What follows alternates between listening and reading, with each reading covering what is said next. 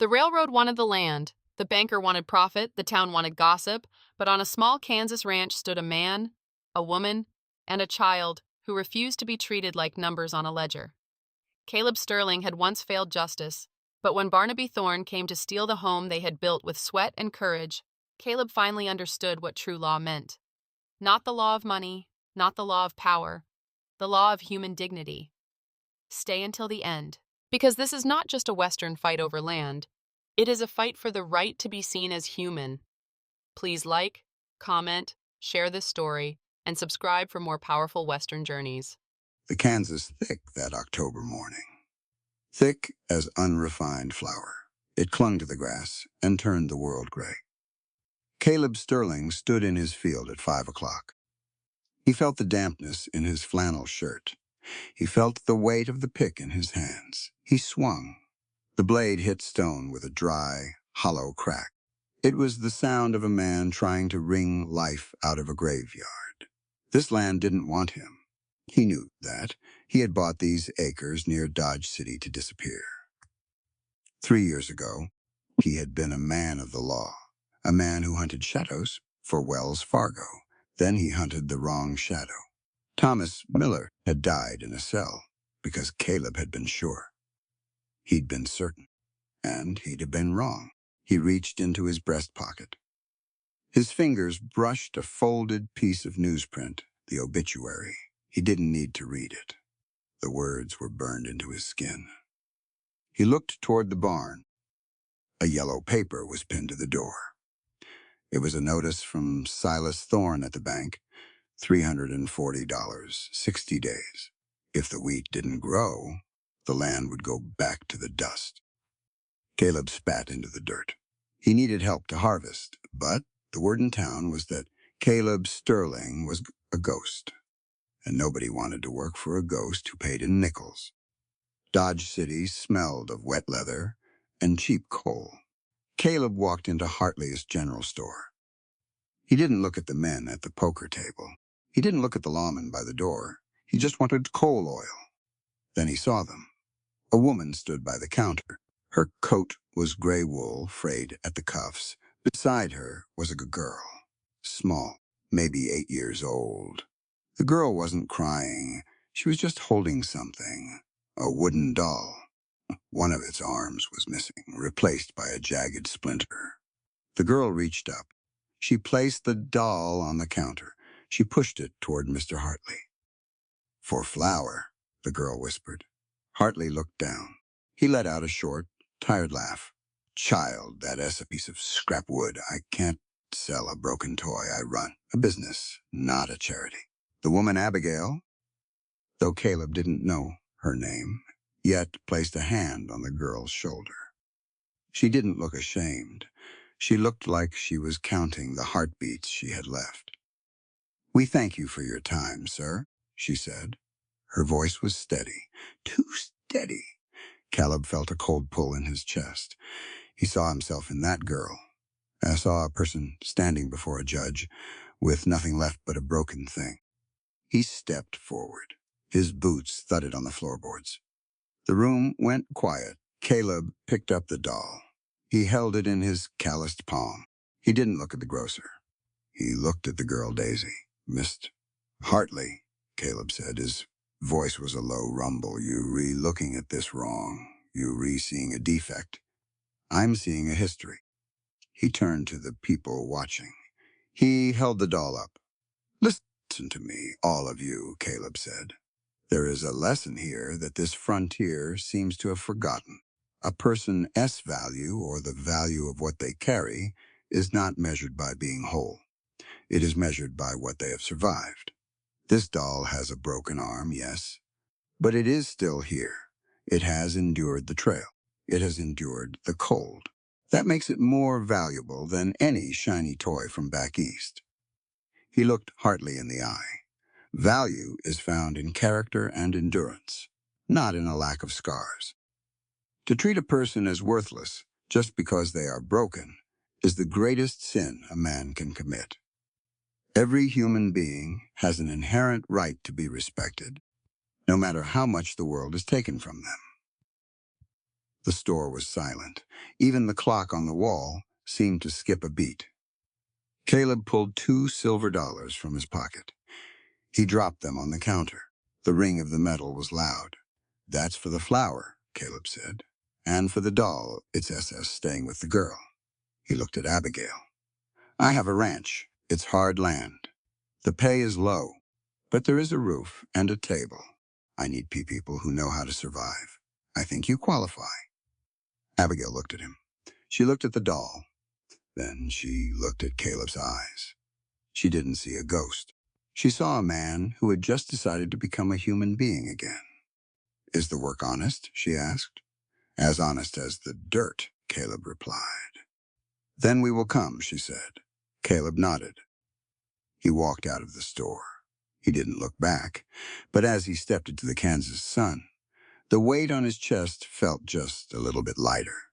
The frontier was still there, cold, wide, and uncaring. But for the first time in 3 years, Caleb Sterling wasn't walking through it alone.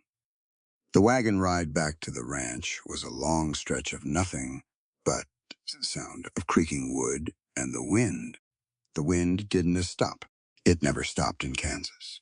It just changed its tune from a whistle to a moan. Daisy sat in the back, clutching that doll. She didn't look at the horizon. She looked at the wood in her hands. Abby sat beside me on the bench. She sat straight. She didn't lean against the backrest. She held herself like she was made of iron and grace. My ranch was a small place, a lonesome place. A 2-room cabin built of cedar and sweat, a leaning barn, and a horizon that felt too close and too far, all at once. I pulled the team to a halt. "This is it," I said. I didn't apologize for the dust. "The cabin is yours. I'll sleep in the loft above the barn. There's a stove. There's some salt pork. It ain't much." Abby climbed down before I could offer a hand. She stood in the dirt and looked at the house. She didn't flinch. "It's a roof, Mr. Sterling," she said. "A roof is a beginning." The next morning came with a sky the color of a bruised plum. I was out by the barn before the sun had cleared the grass. I was hauling sacks of seed grain, heavy sacks, the kind that make your spine pop. I reached for the third one, my muscles screaming. When I saw her, Abby was there. She was dressed in a work apron she'd pulled from her trunk. She reached for the other end of the sack. "Get back to the house, Mrs." "Right," I said. I kept my voice low. "This is a man's chore. You have the stove to tend. You have the girl to look after." She didn't move her hands. She gripped the burlap. Her knuckles were white. "No, Caleb," she said. She didn't call me Mr. Sterling this time. "We are going to settle this right now. You think you being a gentleman. You think you protecting something fragile. But you mistaken." I let go of the sack. It thudded into the dirt. I wiped the sweat from my eyes. "It's the way of the world, Abby. Men do the lifting. Women do the keeping." She stepped closer. She looked me dead in the eye. The wind caught her hair, but she didn't blink. "Listen to me, Caleb, because this is a truth you need to hear plainly," she said. "Equality on this frontier is not a gift that a man grants to a woman when he is feeling generous. It is a right that every human being is born with. My right to work, to sweat, and to contribute to this life is just as fundamental as yours." I started to speak, but she held up a hand. "When you tell me I cannot do a job because I am a woman, you aren't being kind," she continued. "You are stripping away my agency. You are telling me my worth is less than yours because of the shape of my hands. In this world, especially out here where the dirt doesn't care who digs it, every person has a right to be seen as a peer, not a ward, not a helper, a peer." The silence that followed was heavier. Then the grain. I looked at her, really looked at her. I saw the fire in her. I saw the steel. I realized I had been trying to put her in a cage of chivalry because it made me feel better. It made me feel like I was in control. I reached down. I grabbed one side of the sack. She grabbed the other. On three, I said. We hauled that grain together. We hauled it until the sun was high. We hauled it until my back was numb and her face was flushed. We didn't talk. We didn't need to. Every time we moved a sack, I felt a shift in the air. Later that afternoon, I saw Daisy sitting on the porch. She was watching us. She was watching a man and a woman stand on equal ground, working the same soil. I walked over to the well and pulled up a bucket of cold water. I offered the first ladle to Abby. She took it. She drank. Then she handed it back. "You're a stubborn woman, Abby, right?" I said. "I'm a person, Caleb," she replied, "and I'm a person who intends to earn her keep." I looked out at the wheat.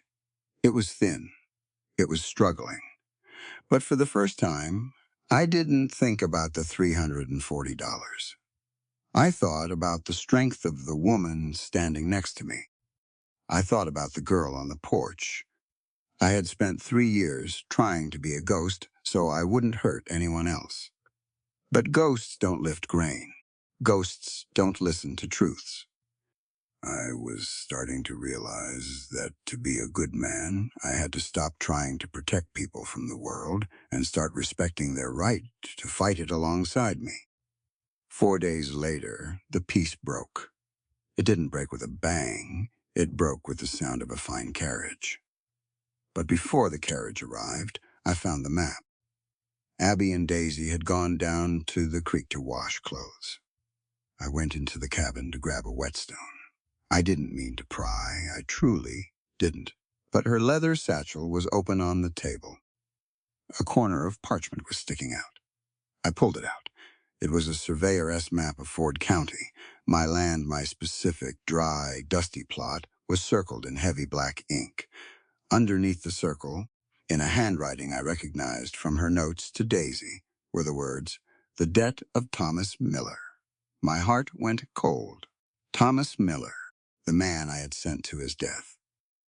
I looked further into the bag. I found a small cedar box. I opened it. It was full of gold double eagles.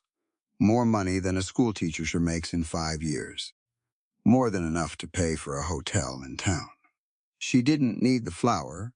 She didn't need the job. She was here for something else. She was here for me. Or she was here for the ghost of Thomas Miller.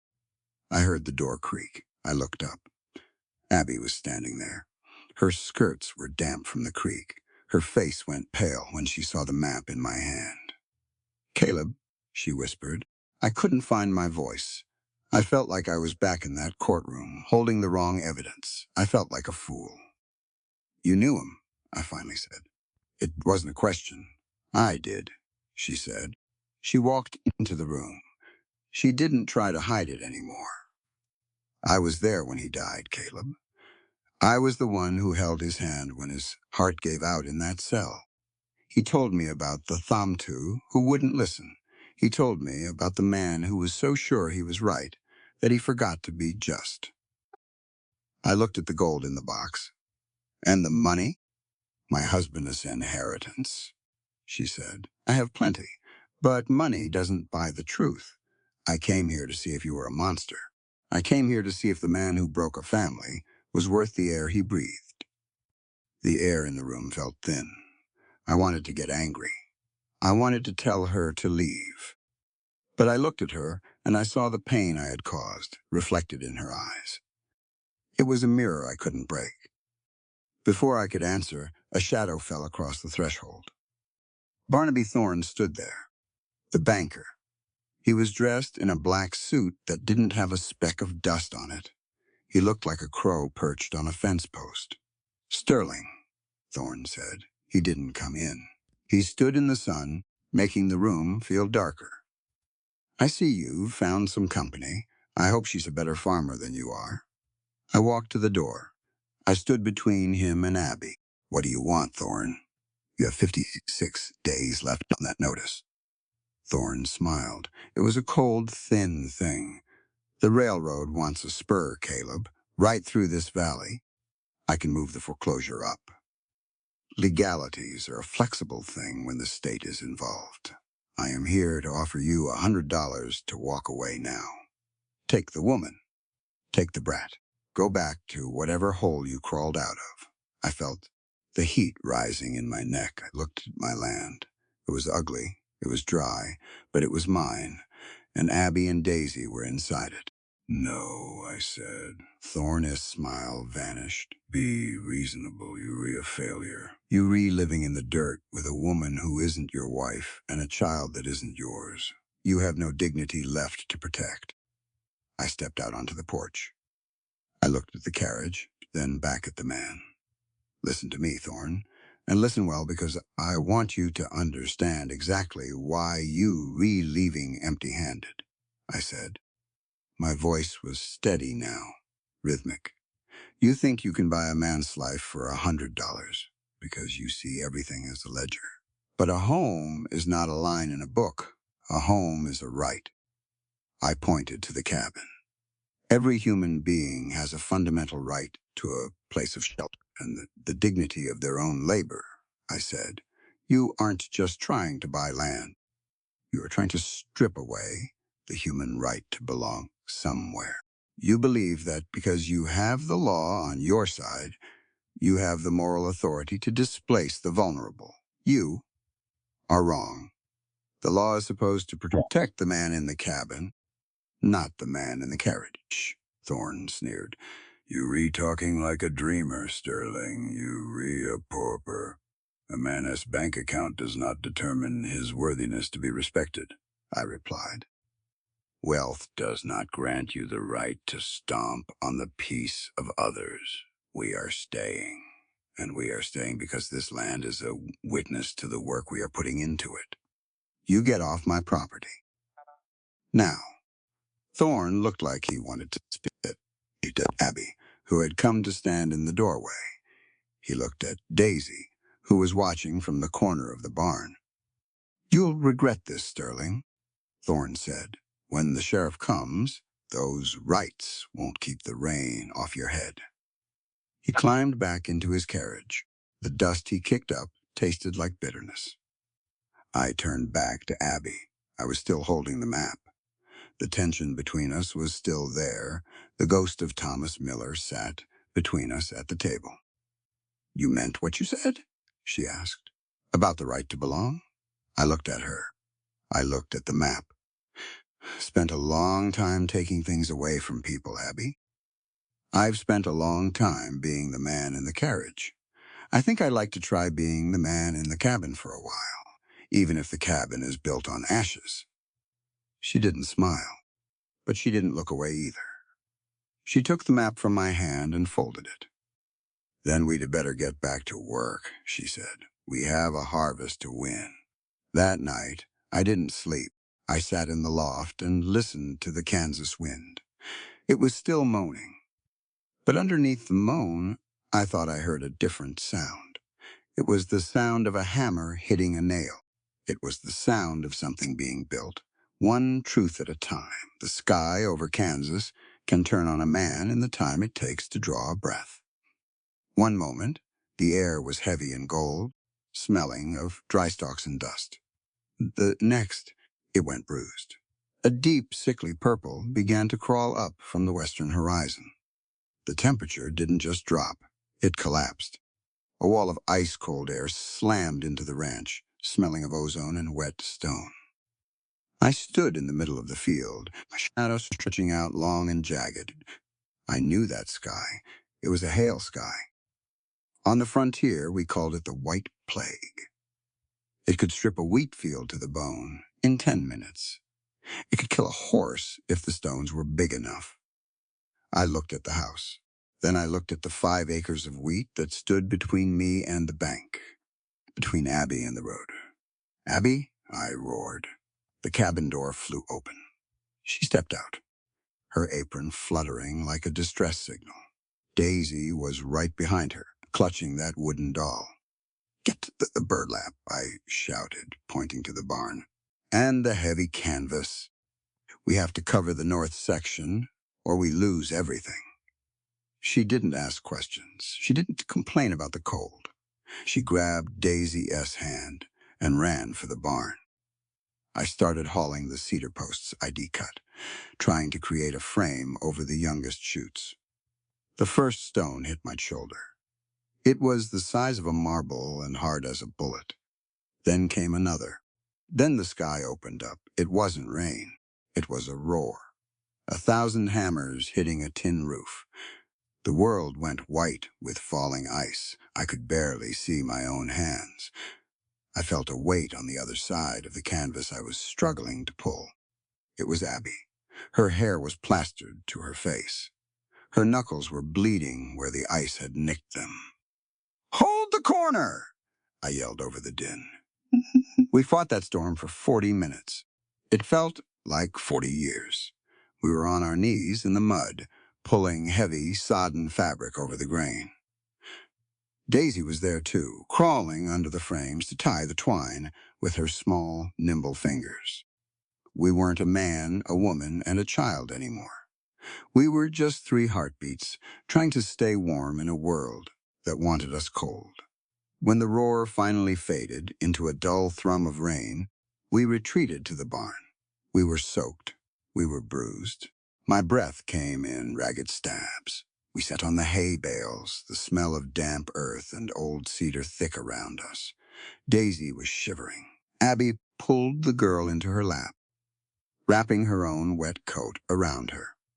I leaned against a support beam, my head back, watching the rain drip through the cracks in the roof. The silence in the barn was different now. It wasn't the silence of secrets. It was the silence of shared exhaustion. I looked at Abby.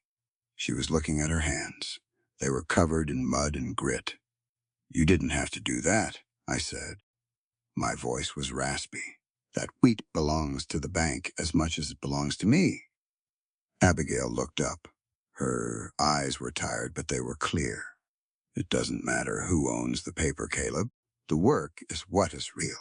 I looked at Daisy. The girl was staring at me, her eyes wide in the shadows. I realized this was the moment. I realized that if I didn't say it now, the work would just be work. It wouldn't mean anything. "Daisy," I said, "come here." The girl hesitated, then climbed out of Abby's arms and walked over to me. I reached out and took her hand. Her skin was cold, but her grip was firm. "I want you to remember this night," I said. I made sure my voice was steady. "I want you to listen to what the mud and the ice just told us, because there is a truth here that most people spend their whole lives trying to ignore." I looked at Abby, then back to the girl. "Nature does not care about our titles," I said. "The hail does not ask if a person is a thamtu, or a teacher, or a child. It does not ask if you have gold in a box, or if you are a moko. It falls on everyone the same. In the eyes of the earth, we are all equal in our struggle to survive." I squeezed her hand gently. "This is what I call the democracy of labor," I continued. "Out here, on this frontier, our true value is found in the way we stand together against the storm. Every human being has an inherent right to be part of a community that works for the common good. No one is too small to tie a string, and no one is too big to pull a cloth. When we sweat together, the barriers the world built between us, the laws, the secrets, the mistakes, they all wash away." I looked at Abby. She was watching me, her expression unreadable, but she didn't look away. "Humanity's greatest strength is our ability to recognize the dignity in each other as effort," I said. "To work alone is to be a victim of the world. To work together is to be a master of it. You have a right to be here, Daisy. Not because I said so, and not because Abby brought you. You have a right to be here because you gave your strength to this land tonight. And the land remembers." Daisy didn't say anything. She just leaned her head against my arm for a second before going back to Abby. Abby stayed silent for a long time. The rain settled into a steady, rhythmic drumming on the shingles. "You speak well for a man who wants to be a ghost," she said, softly. I've had a lot of time to think about what I lost, I replied. When I was hunting men, I thought the law was the only thing that held the world together. I thought rules were what made us human, but I was wrong. It's the sweat.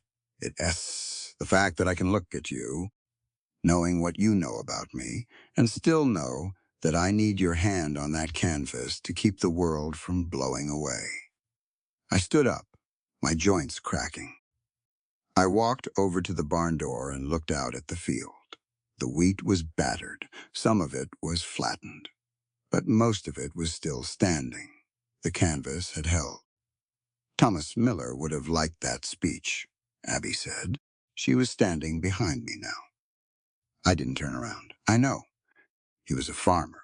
He knew more about the democracy of labor than I ever did. I'm just a slow learner. Slow is better than never, she said. She reached out and touched my shoulder. Just for a second. It was the first time she had touched me since they arrived. It wasn't a romantic gesture.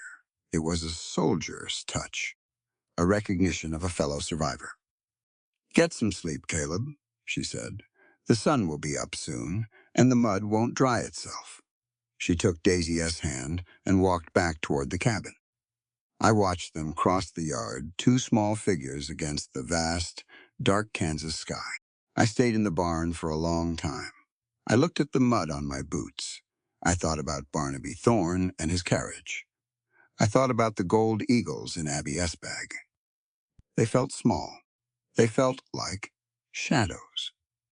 The only thing that felt real was the ache in my back and the memory of the three of us huddled in the white roar of the ice. I realized then that I wasn't just saving a crop. I was saving a soul. And for the first time in 3 years, I didn't feel like I was carrying Thomas Miller's ghost on my back. I felt like I was standing on the ground he had loved. I wasn't a ghost anymore. I was a man, and a man has work to do. I sat down in the hay and closed my eyes. The rhythm of the rain was like a heartbeat. Thump, thump, thump, thump. A right to belong. A right to labor. A right to be seen. I fell asleep with those words in my head. Outside, the Kansas wind began to die down.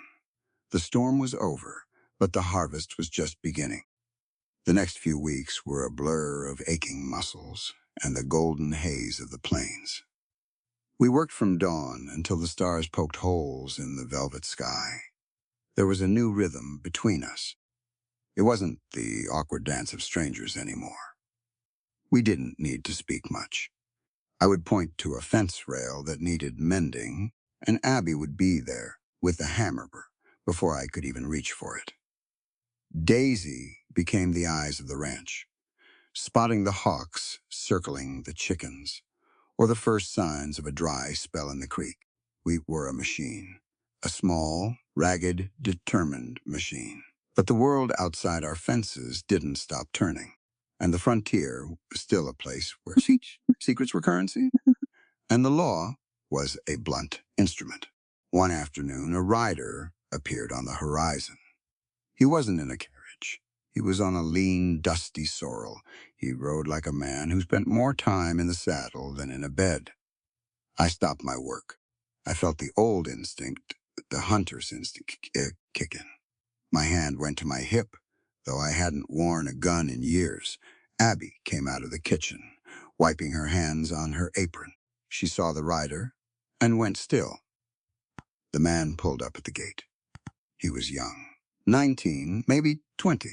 He had a shock of blonde hair and eyes that looked like they had seen too much of the sun. He looked at me, then at Abby. Then his gaze settled on the cabin. "Can I help you, son?" I asked. The boy didn't answer right away. He reached into his saddlebag and pulled out a crumpled piece of paper. He looked at it, then back at me. "I'm looking for a man named Caleb Sterling," he said. His voice was thin, but it didn't tremble. "You found him," the boy dismounted. He stood a head shorter than me, but he stood tall. "My name is Reed Miller," he said. The name hit me like a physical blow.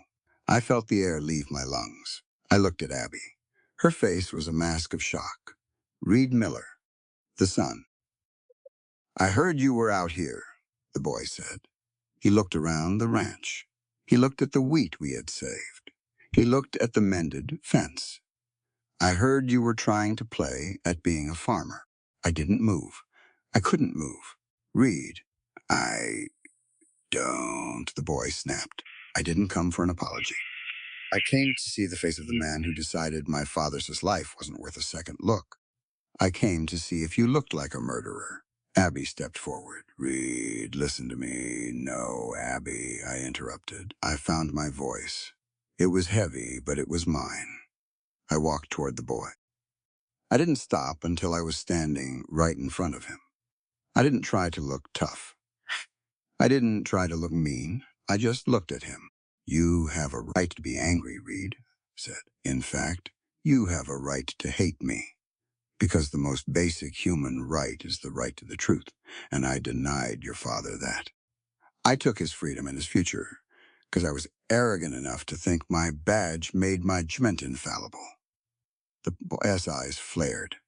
He reached for a knife at his belt. I didn't flinch. Wait, I said.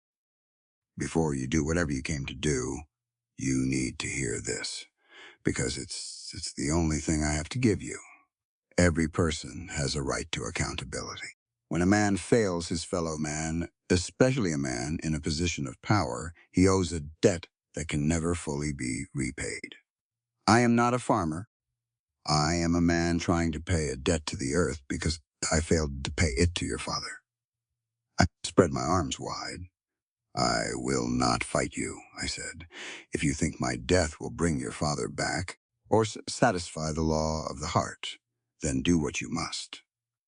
But know that I have spent every day since he died trying to understand the weight of the life I took. I have learned that no man has the right to play God over another. Reed Miller stared at me. His hand was white on the hilt of the knife. He looked at Abby. He saw the tears in her eyes. He looked at Daisy, who was standing by the porch, holding her broken doll. The silence stretched out until it was painful. Then, slowly, the boy let go of the knife. He said you were a man of honor, Reed whispered. In his letters, he said you were just wrong. He didn't want you dead. He wanted you to see. The boy looked around at the ranch again. I think you re-seeing, Reed said. He turned back to his horse and swung into the saddle. Thorne is coming, Reed said over his shoulder. He's hiring men in town. He says he's going to clear this valley by the end of the week. He doesn't care about rights, Sterling. He cares about iron and steam. Why are you telling me this? I asked. Reed Miller looked at me one last time. There was no hate in his eyes now, just a deep, echoing sadness. Because my father wouldn't want the railroad to have this land either, he said. And because every man has the right to a fair fight. He spurred his horse and rode away, disappearing into the golden haze of the Kansas afternoon. I stood at the gate for a long time. I felt Abby's hand slip into mine. We have to get ready, she said. Yes, I said. We do. The storm of ice was over, but the storm of men was coming. And this time, we weren't just protecting the wheat. We were protecting the right to be human. I looked at my hands. They were dirty. They were scarred, but they were ready. Abby, I said. Yes, Caleb. Teach Daisy how to load the Winchester, I said. Because the last right a person has is the right to defend the place where they finally found the truth. She nodded once. We walked back to the cabin together. The sun was setting, casting a long, red light over the frontier. It looked like fire. It looked like blood, but it also looked like a new day. And in Kansas, that's all a person can ask for. The morning air was thin and tasted of iron. We didn't talk much as we hitched the team. Reed Miller's warning hung over the ranch like a hawk over a henhouse. Barnaby Thorne was coming. He was coming with papers this time. He was coming with men. We needed supplies. We needed buckshot. We needed salt and lard. But more than that, we needed to see the face of the enemy. Dodge City was only a few miles away, but it felt like a different world. It was a place of law and noise. Our ranch was a place of silence and truth. Sometimes those two things don't mix well. Abby dressed in her best Sunday blue. She spent a long time brushing Daisy S. hair. I watched them from the porch. They looked like a family. They looked like something worth fighting for. "You ready, Caleb?" Abby asked. She was pinning her hat. Her fingers were steady. "I'll ever be," I said. We climbed onto the wagon. I kept the Winchester tucked under the seat, hidden by a burlap sack. I didn't want to start a fight, but I didn't intend to lose one either. Dodge City was busy. The railroad was humming. Steam whistles screamed. Men in suits walked alongside men in rags. It was a town built on cattle and greed. As we rolled down Front Street, I felt the eyes. People stopped talking. They nudged each other. They pointed. I was the Tham-Tu who had gone loco. I was the man who had taken in Goafu and Mokoi. In a town like Dodge, if you don't fit into a box, people start looking for a hammer to nail you in. We pulled up in front of the mercantile. I helped Abby down. I felt her hand tremble just a bit. She knew. She felt the judgment coming off the boardwalks like heat off a stove. We walked inside. The smell of peppermint and leather was thick. Mrs. Gable was there. She was the unofficial judge of Dodge City. Her husband owned the lumber yard. She's a silk and carried a parasol. It was a scepter. She looked at Abby. Then she looked at me. She made a sound like a cat with a bone in its throat. "Well," Mrs. Gable said. Her voice was loud. Too loud. "I see the Sterling Ranch has become unusual arrangements." The store went quiet. Even the clerk stopped weighing sugar. Abby didn't look down. She stood straight. "Good morning, Mrs. Gable." "Is it?" Mrs. Gable sneered. She looked at Daisy, then back at Abby. "It must be difficult, living out there, without a wedding ring to keep the dust off. It's a shame when a woman forgets her station. It's a shame when she chooses a path that leads to such public scrutiny." I felt the heat in my neck. It was a slow, burning fire. I looked at Abby. I saw the hurt in the corners of her eyes. I saw Daisy clutching her doll. I stepped forward. I didn't yell. I didn't reach for my hip. I just spoke. I made sure my voice reached the back of the room. "Mrs. Gable," I said. I paused. I let the silence settle. "I want you to listen to me, and I want everyone in this store to hear what I have to say, because there is a sickness in this town, and it isn't the cholera." "Mrs. Gable blinked. She pulled her parasol closer. "How dare you?" "I dare because truth has a right to be heard," I said. "You're talking about stations and shame, but you are forgetting the most basic human right there is, and that is the right to dignity." I looked around the room. I looked the clerk in the eye. Every human being on this frontier, whether they are a Goafu, a Tham-Tu, or a child, has an inherent right to be respected for the life they live, not the rumors you spread, I said. Dignity is not something that is granted by a wedding ring or a bank account. It is something that belongs to every soul by the mere fact of their existence. When you judge a woman for the roof she stands under, you aren't being moral. You are being a thief. You are trying to steal the one thing she owns, her honor. I stepped closer to Mrs. Gable. She smelled of lavender and fear. "Respect is a debt you owe to your fellow man," I continued. "It isn't a gift. It is a requirement of living in a civilized world. Abigail Wright has worked harder than any man in this town. She has faced the hail and the dust with a clear heart. To suggest she has fallen because she has chosen to help me save a ranch is an insult to the very idea of community. A woman's character is defined by her integrity, not by the whispers of those who are too afraid to live as she does." Mrs. Gable's face went from white to a deep, angry red. "You are an outcast, Sterling. You have no right to lecture us. I have every right, I said, because I am a human being, and that is the only qualification required to stand up for the truth. We are all equals under the sun, Mrs. Gable, and the moment we decide that some of us are better than others. Because of our gossip, we have lost the right to call ourselves a town. We are just a pack of dogs at that point. Abby reached out and touched my arm. Caleb, that S's enough. I looked at her. Her eyes were shining. She wasn't hurt anymore. She was proud. I turned back to the clerk. A box of buckshot, 2 sacks of grain, a gallon of oil, and a peppermint for the girl. The clerk moved fast. He didn't say a word. Mrs. Gable hurried out of the store, her parasol clicking on the floor like a nervous heartbeat. We finished our business and walked back to the wagon. The air on the street felt different. Some people still stared, but some looked away. I saw a man in a duster, a real cowhand, nod to me as we passed. He had heard, but the peace didn't last. As we reached the wagon, 3 men stepped out from the shadows of the alley. They weren't townspeople. They wore red bandanas and carried high-end Remingtons. They were Red Jacks, hired guns, thornous men. The leader was a man with a scarred lip. He leaned against a hitching post, picking his teeth with a splinter.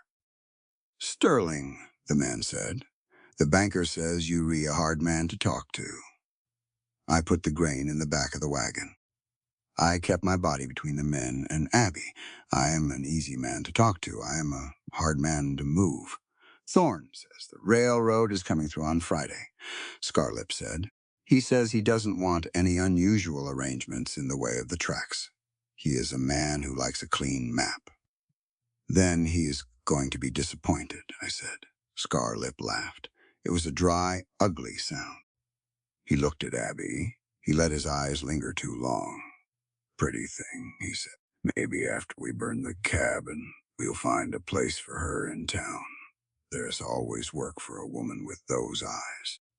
I felt the ice in my veins. My hand was inches from the Winchester under the seat.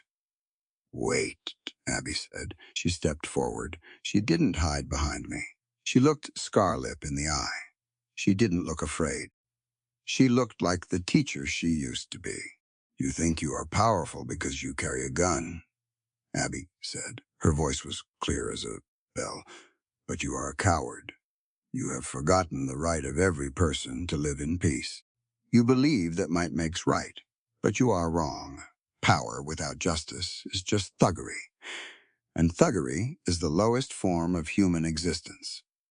The man's smile faltered. "Every person has a right to be safe in their own home," Abby continued.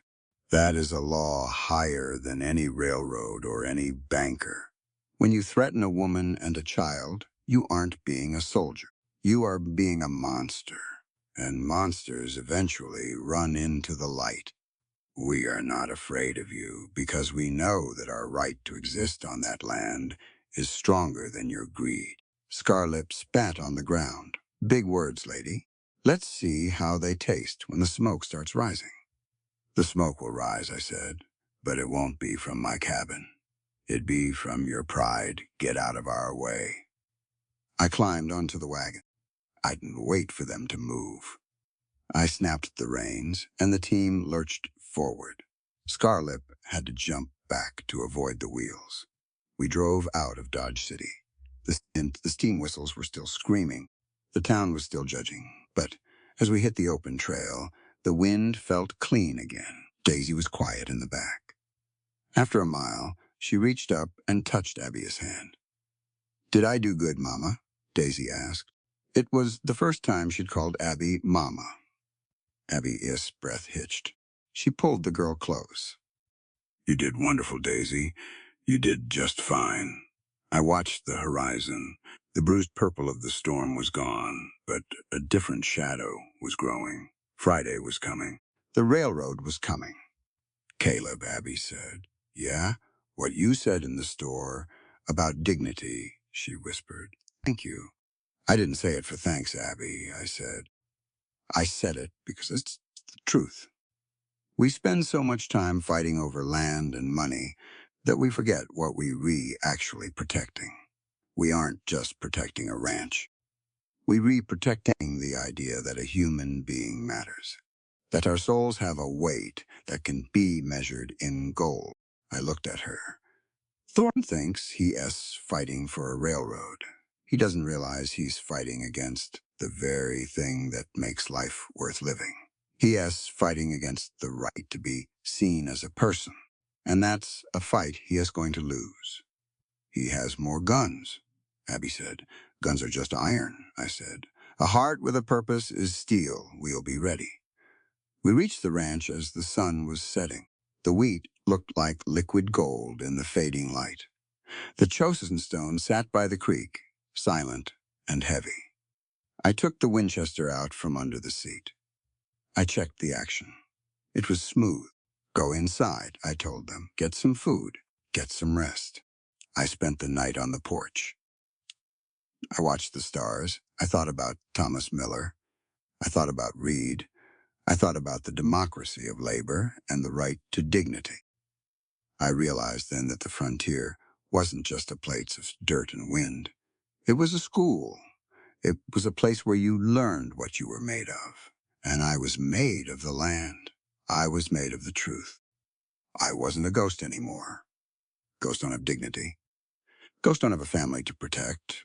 I was Caleb Sterling, and I was home. The Red Jacks would come. Thorne would come. But they would find a man who had finally figured out that the most valuable thing he owned wasn't the land.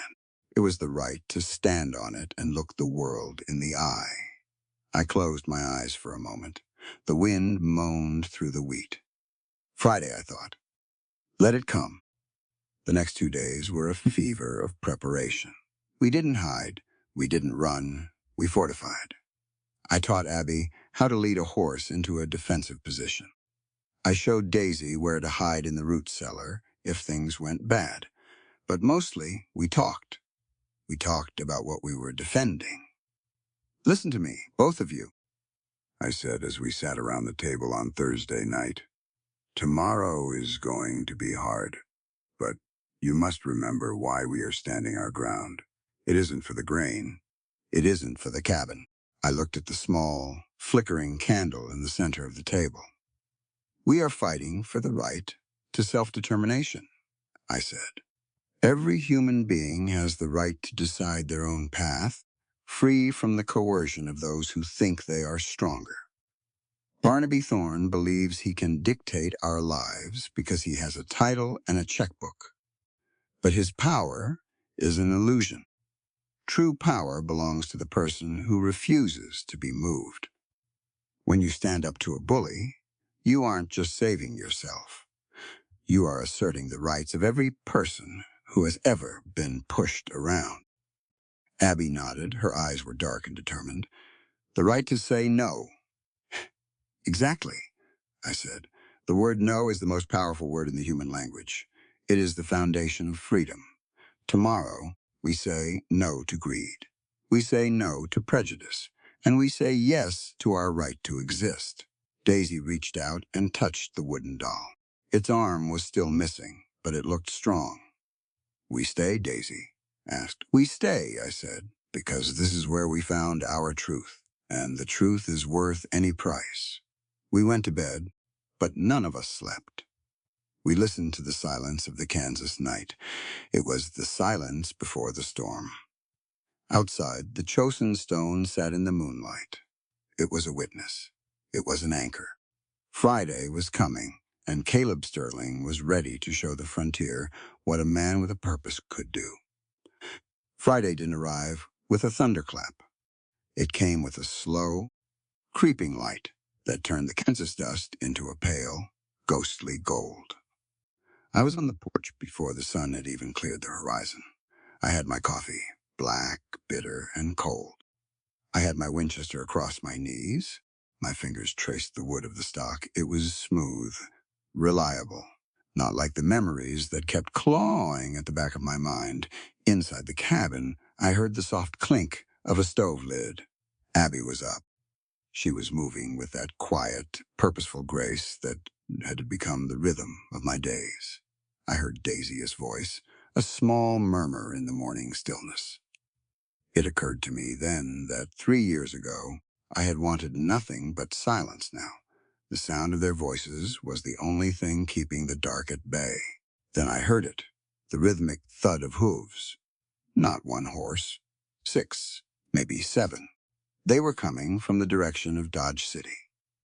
"Abby," I said. My voice wasn't loud, but she heard me. She always did. She stepped out onto the porch, wiping her hands on her apron. She looked at the dust cloud rising on the trail. She didn't flinch. She just reached down and took Daisy's hand as the girl followed her out. "It's time," Abby said. "It is," I replied, "and before they get here, I want you both to listen to one more thing. Because today, the world is going to try to tell us that we are just obstacles. They are going to say we are in the way of progresses and the law."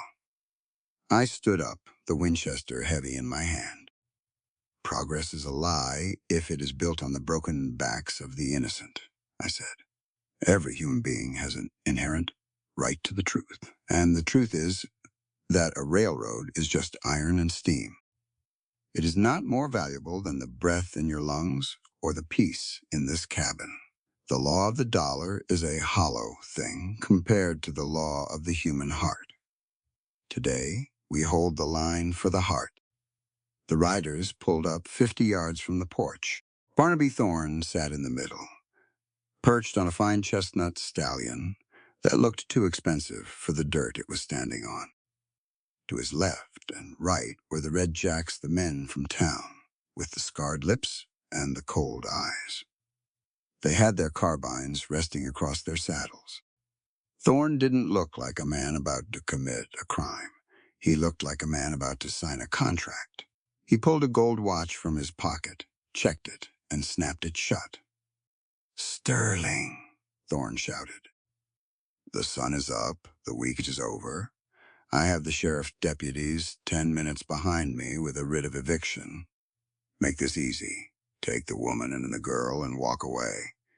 I stepped down from the porch. I walked halfway to meet them, stopping in the middle of the yard. I felt the heat of the sun on my neck. I felt the weight of the past in my gut.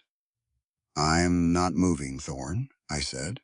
One of the Red Jacks, the one with the scar, let out a dry laugh. "We ain't here to talk, old man. We here to clear the tracks." I looked past Thorne. I looked at the men he had hired, men who had probably come from hard-scrabble farms themselves before they decided that blood paid better than corn. "Wait!" I shouted. I held up my hand, palm out. "Before you pull those triggers, you need to hear a confession, because accountability is the only thing that can save a man's soul from the fire." Thorne frowned. "We don't have time for a sermon, Sterling."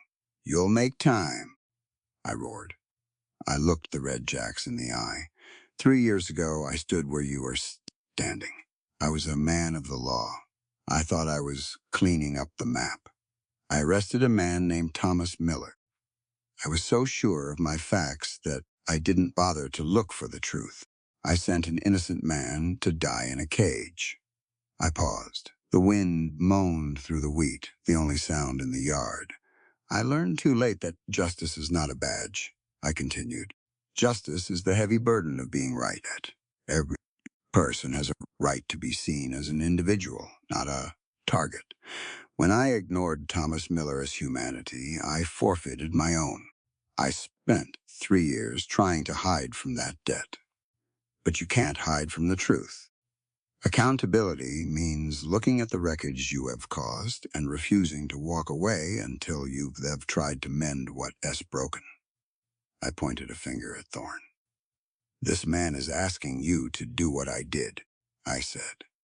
"He is asking you to ignore the humanity of the people in this house for but the right to a fair life is not something he can sell you.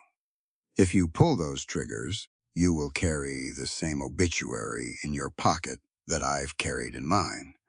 And trust me, It is a weight that never gets lighter. The Redjacks shifted in their saddles. The scarred man looked down at his horse's mane. The certainty in the air was beginning to fray. Don't listen to him, Thorn hissed. He's a broken man looking for company. I am a broken man, I said, but even a broken vessel can hold the truth. And the truth is that every one of you has the right to choose. You have the right to refuse an order that violates the soul. That is the highest law of the frontier. Not the railroad S-map, not Thornus gold. The right to say, I will not be a monster today. Abby stepped down from the porch then. She walked out and stood beside me. She didn't have a gun. She just had that quiet, terrifying dignity. Mr. Thorne calls this progress, Abby said. Her voice was clear, reaching every man in that yard. But let us be clear about the cost. Progress that requires the displacement of a Goafu and an Mokoi is not civilization. It is a return to the jungle. Every human being has a right to security. A right to know that the home they have built with their own sweat will not be stolen by the stroke of a pen. She looked at the men. You have mothers, she said. You have sisters. Ask yourselves if you want them living in a world where a banker's greed is the only law that matters. The right to a home is a sacred thing. It is the foundation of a moral society. If you destroy this home, you destroy a piece of the world's decency. And once that is gone, no railroad in the world can bring it back. Thorn's face was twisted with rage. He saw his power slipping. He saw the doubt in his hired guns. He reached into his coat, not for a watch this time, but for a small nickel-plated revolver. I'm done with the talking, Thorne screamed. He raised the gun toward Abby. A shot rang out. It didn't come from my Winchester. It didn't come from the Redjacks. It came from the ridge behind us. The dirt exploded at the feet of Thornton's stallion. The horse reared, nearly throwing the banker into the dust. A lone rider emerged from the glare of the morning sun. He was lean. He was dusty. He had a shock of blonde hair that caught the light. Reed. Miller. He rode down the slope with his rifle leveled. He didn't look like a boy anymore. He looked like his father's ghost, come to collect a debt. That's far enough, Thorne, Reed shouted. He pulled up 20 feet away, his rifle pointed straight at the banker's chest. The Redjacks didn't move. They saw the look in the boyish eyes. It was the look of a man who had nothing left to lose but his honor. Who the hell are you? Thorne gasped, struggling to regain control of his horse. I am the son of the man Caleb Sterling sent to prison, Reed said.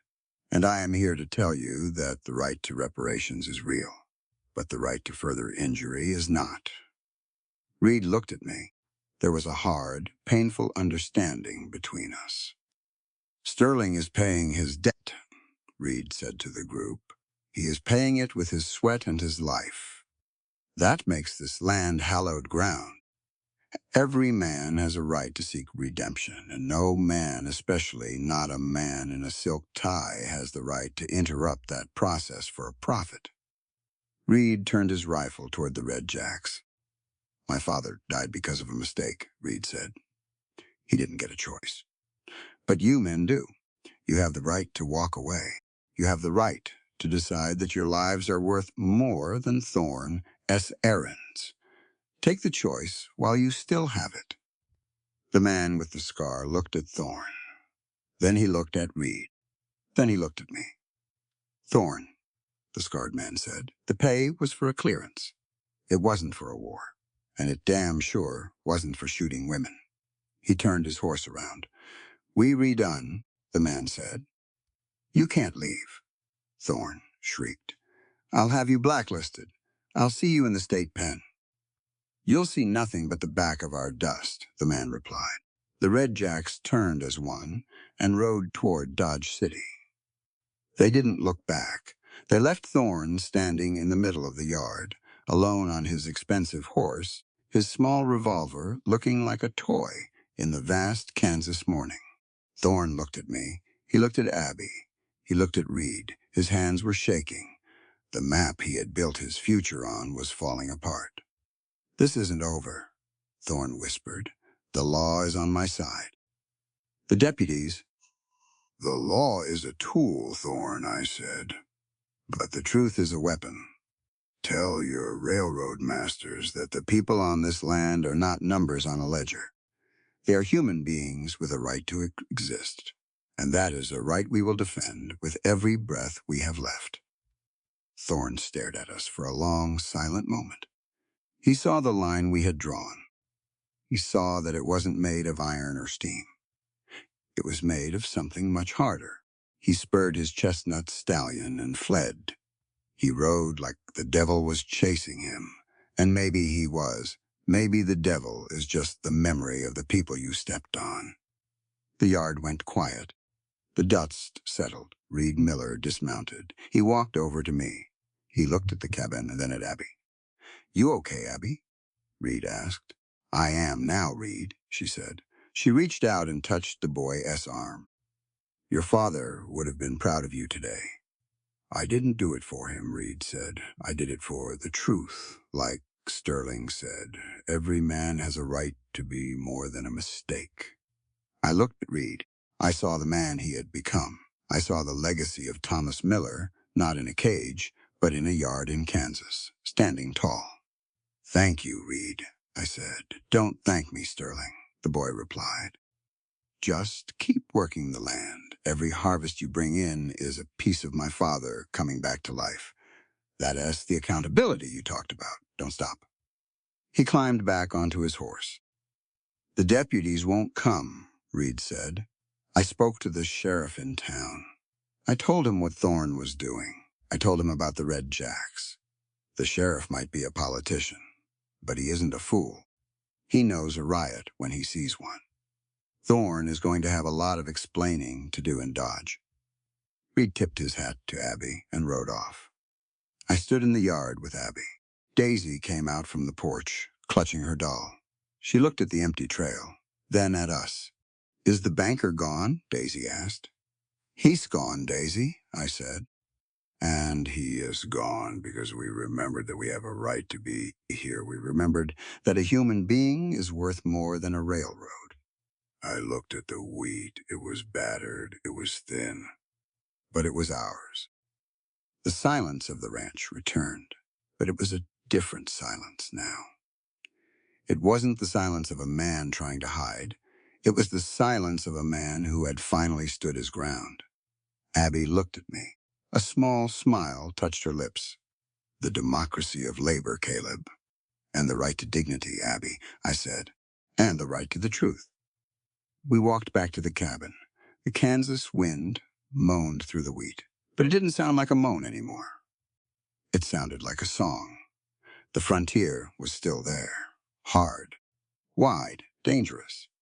But for the first time in 3 years, the map in my pocket was empty.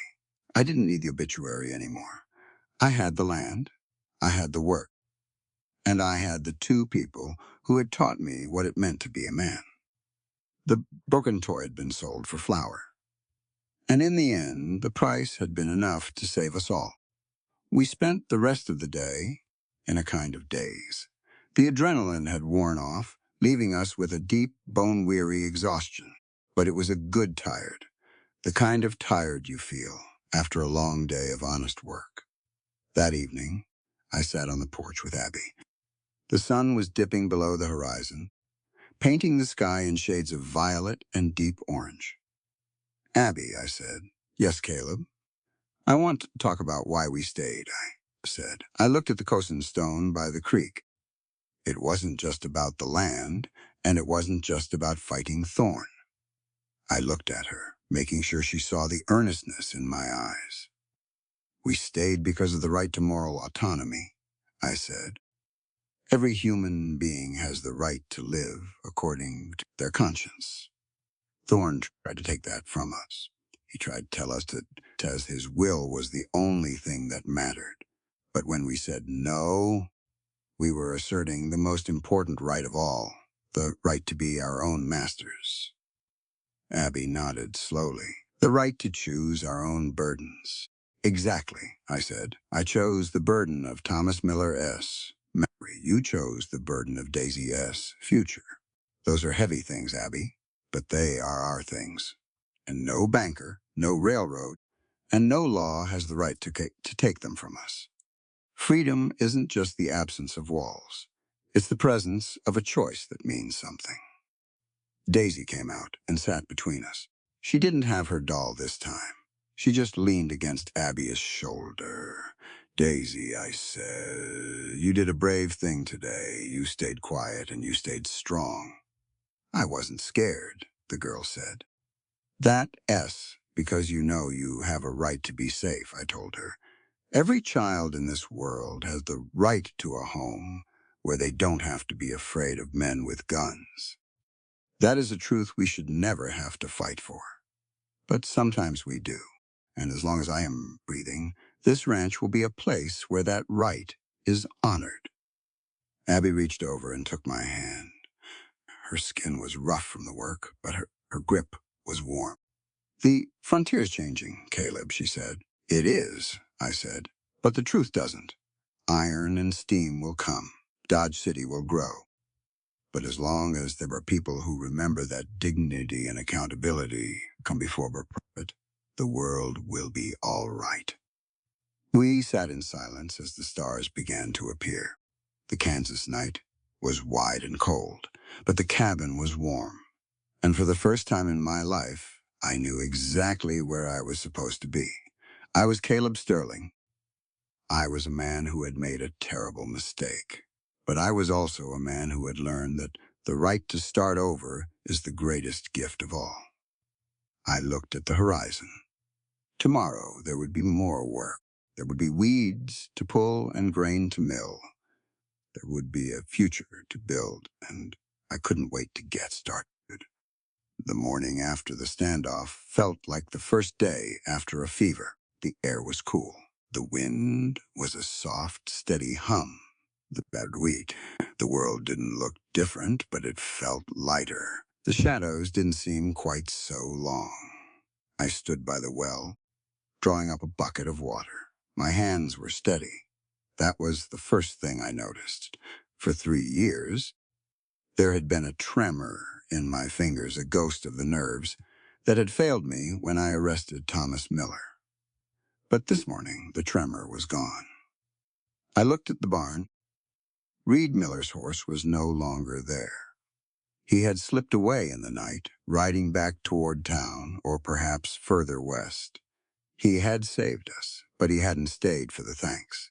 He was a boy carrying a man's burden, and he needed his silence to process it. Abby came out of the cabin. She was carrying a tray of biscuits. She looked at me, and for the first time, she didn't look like a woman waiting for a storm. She looked like a woman who had finally found the shore. He's gone, she said. He is, I replied.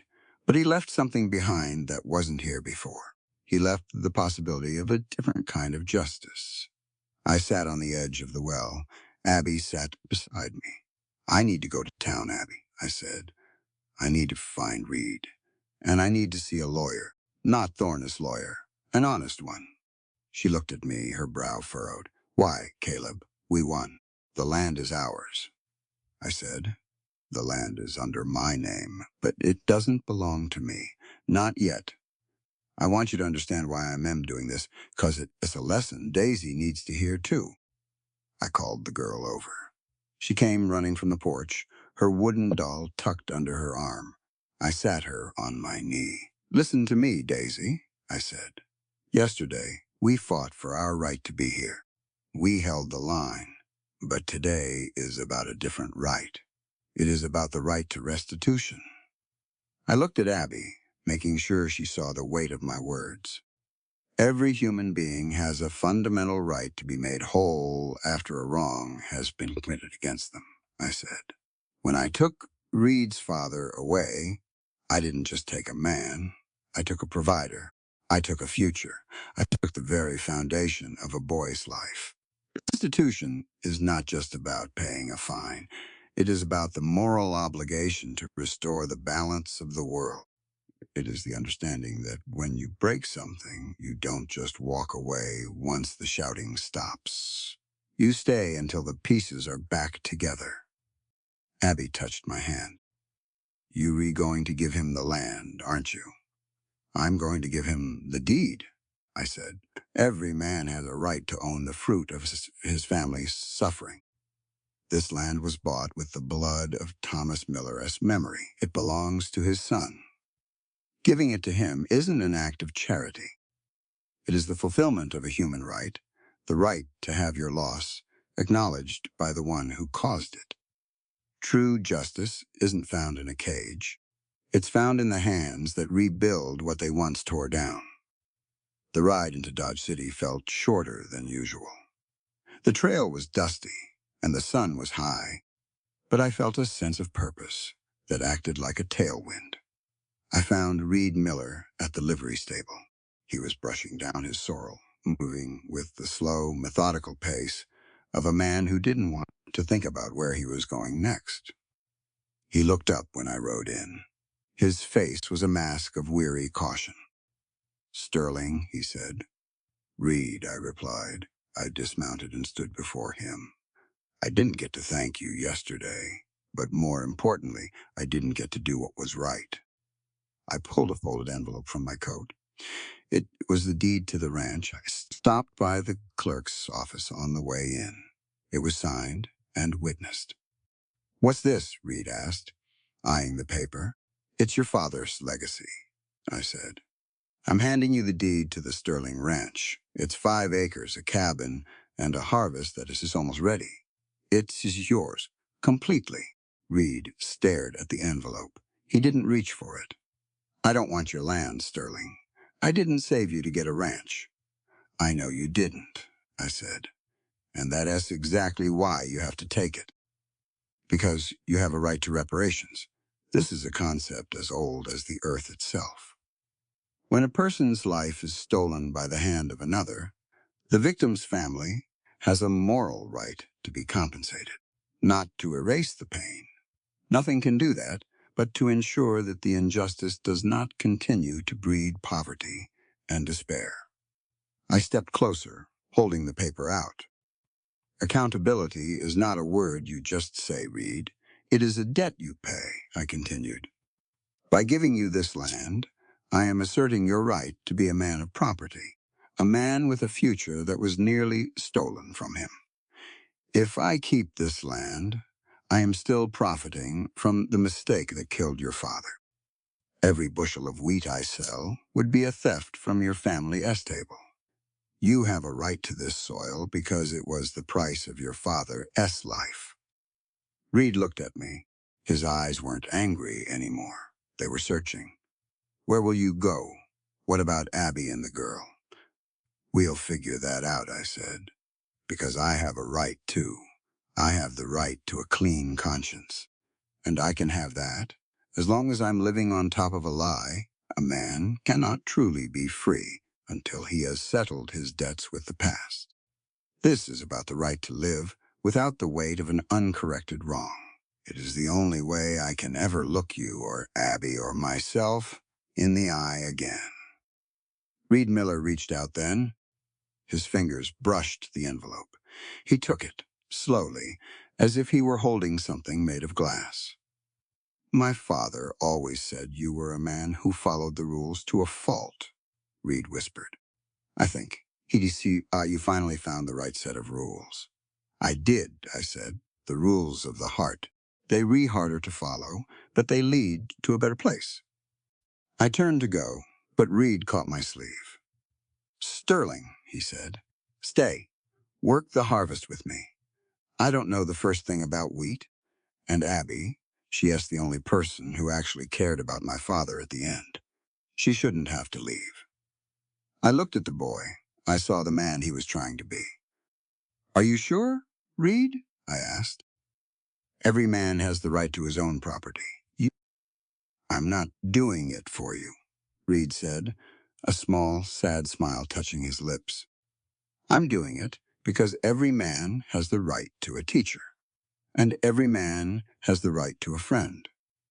My father lost his friend when you arrested him. Maybe it is time I gained one. I felt a lump in my throat that I couldn't swallow. I nodded once. I'll stay, I said. We'll bring in the wheat together. The ride back to the ranch was the quietest of my life. I had gone into town a landowner and come back a tenant. But I felt like a king. I realized that wealth is not measured by the dirt under your boots, but by the lack of shadows in your soul. Abby was waiting for me on the porch. She saw me riding in with Reed following behind. She stood up, her hand shielding her eyes from the sun. I dismounted and walked up the steps. Daisy came out too, still clutching that doll. "It's done," I said to Abby. "The land belongs to Reed. All of it." Abby didn't look upset. She didn't look worried. She just nodded. "And what happens now?" "Now we work," I said. "Reed has asked us to stay, to bring in the harvest as partners." He recognized that while the land is his, by right of restitution, the community we built is something we all share by right of association. I sat down on the porch steps and pulled Daisy close. "Daisy, I want you to hear this," I said, "because the world will try to tell you that you only have what you can grab. But the truth is, you only truly keep what you are willing to give back. Every person has a right to a second chance. I won mine today by doing what was right. Reed won his by showing mercy. And you have the right to grow up in a world where men take responsibility for their actions." I looked at Abby. "We are starting over," I said. "But we restarting over on a foundation of truth. And that is a human right that no banker can ever foreclose on. The right to live in a house where there are no secrets under the floorboards." Abby sat down beside me. She leaned her head against my shoulder. For the first time, she felt relaxed. The tension that had defined her since Nebraska was gone. "The soil of the fallen," she whispered. "No," I said. "The soil of the forgiven." We sat there as the sun began to set over the Kansas plains. The wheat was gold, waving in the wind like a sea of hope. Reed was down by the barn, starting on the chores. The sounds of the ranch were the sounds of life, not survival. I realized then that the cowboy's reaction that had shaken the frontier wasn't just my stand against Thorne. It was my surrender to the truth. It was the moment I decided that the rights of others were more important than my own comfort. That was the real power. That was the real freedom. I looked at the Cosin stone by the creek. It didn't look like a tombstone anymore. It looked like a cornerstone. "Every man has a right to be more than his worst mistake," I said softly. "More to myself than anyone else." "And every woman has the right to see him try," Abby replied. The Kansas night was coming. It was wide and deep and full of stars. But for the first time in 3 years, I wasn't afraid of the dark. I had the light of the truth, and I had the people who had taught me how to see it. We were the pioneers of a different kind of frontier. Not a frontier of land, but a frontier of the soul. And as the wind moaned through the wheat, it felt like the whole world was breathing with us. Restitution, redemption, respect. Those were the crops we were growing now. And I knew, with a certainty I hadn't felt since before Thomas Miller, that this harvest would never fail. I closed my eyes and listened to the sound of the prairie. It was the sound of a debt paid in full. It was the sound of home. The next few days were a blur of golden wheat and sweat. Reed, Abby, and I worked side by side. We didn't talk about the past. We didn't talk about Thorne. We just worked. I showed Reed how to judge the ripeness of the grain. I taught him how to swing the scythe so the weight did the work. He was a fast learner. He had his father's hands. "Sterling," Reed said, one afternoon as we stopped for water, "why did you stay with Wells Fargo for so long? If you cared about justice, I took a long drink from the canteen and wiped my mouth. Because I believed in the right to order, I said, every human being has a right to live in a society governed by rules. Without order, the strong just eat the weak. I thought the badge was the only thing that guaranteed that right. I thought that by catching outlaws, I was protecting the peace. I looked out over the field, but I forgot that order without empathy is just tyranny. I continued. I forgot that the right to a fair trial means more than just a judge and a jury. It means a thumb, too, who is willing to be wrong. It means a system that values the truth more than its own reputation. I stayed because I liked the power of being right. I left because I finally understood the terror of being wrong. Reed nodded. He looked at the scythe in his hand. I think I'd rather be a farmer. The dirt doesn't lie to you. It doesn't, I said, but it demands a lot. It demands that you respect its rights, too. The right to be rested, the right to be fed, just like people. We went back to work. By the end of the week, the north field was clear. The grain was piled high in the barn, a mountain of gold that represented our future. Thorne never came back, the rumors from town said. The railroad had moved the spur 5 miles south to avoid the legal complications Thorne had created. The banker was in disgrace. His greed had cost him the very thing he had tried to steal. It was a quiet victory, but those are the best kind. On Sunday, we did something we hadn't done before. We all walked down to the creek together, Caleb, Abby, Daisy, and Reed. We stood by the chosen stone. The water was clear, bubbling over the rocks, a happy, mindless sound. I want to say something, I said, to all of you. I looked at Reed, then Abby, then Daisy. We have spent a lot of time talking about rights, I said. The right to dignity, the right to labor, the right to restitution. But there is one more right that we haven't named, and it is the most important one of all. I took a deep breath. The smell of the water and the dry grass was sweet. It is the right to belonging, I said. Every human being has the inherent right to be part of a family. Not just the family you are born into, but the family you choose. We are a family not because of blood, but because we have chosen to carry each other as burdens. We have chosen to see each other as truths. That is a sacred bond, and it is a right that no one can ever take from us as long as we hold on to it. I looked at Reed. You are the son of the man I wronged, I said, but you are also my partner, and you are welcome at my table for as long as I have a table to offer. I looked at Abby. You are the woman who taught me how to be human again. You are my equal in every way, and I hope to spend the rest of my days earning the right to stand beside you. And I looked at Daisy. And you, Daisy, are the future. You are the reason we fight for these rights, so that you can grow up knowing that you are valued, you are respected, and you belong. Daisy stepped forward and hugged my leg. She still had that doll. Its arm was still missing. But it didn't matter. It was whole in all the ways that counted. Abby reached out and took my hand. Reed stepped up and put a hand on my shoulder. We stood there for a long time. 4 people on a small plot of land in the middle of a vast, uncaring frontier. But we weren't alone. We had each other.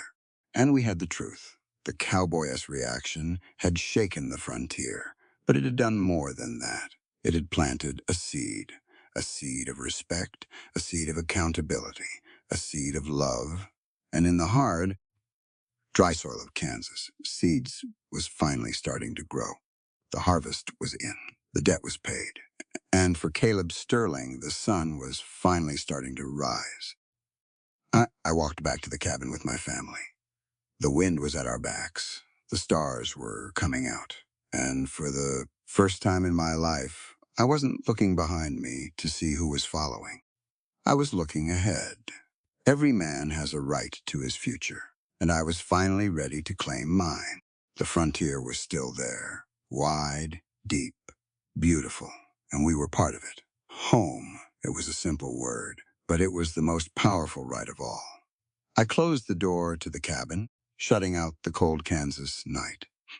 Inside, there was light, there was warmth, there was truth, and that was enough. That was more than enough. The first frost arrived on a Tuesday night. It didn't come with a storm. It came with a quiet, silver breath that settled over the Kansas plains like a shroud. By morning, the world was crisp. The edges of the wheat stalks were lined in white. The water in the bucket by the well had a thin, jagged skin of ice. We had mobbed the last of the milled grain into the dry cellar. Reed had taken the wagon into Dodge City to settle the accounts with the grain elevator. It was just me, Abby, and Daisy on the ranch. The silence was heavy.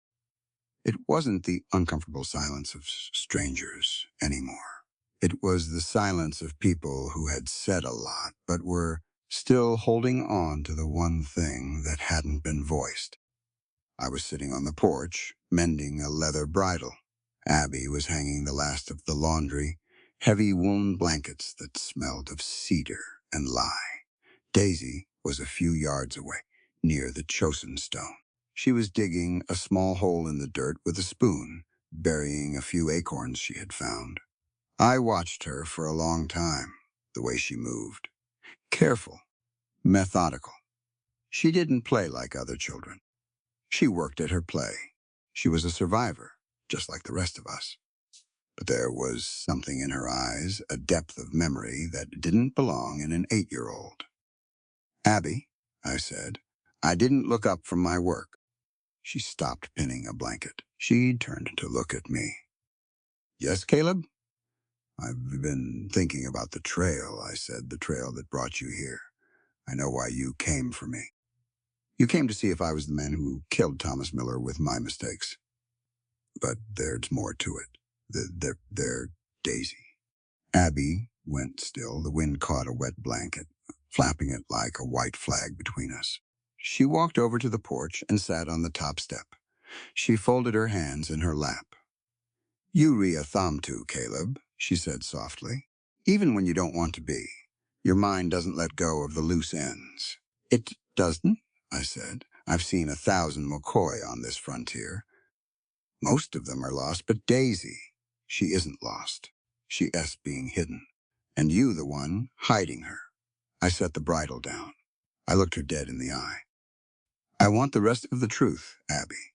Not for the law, for the ranch.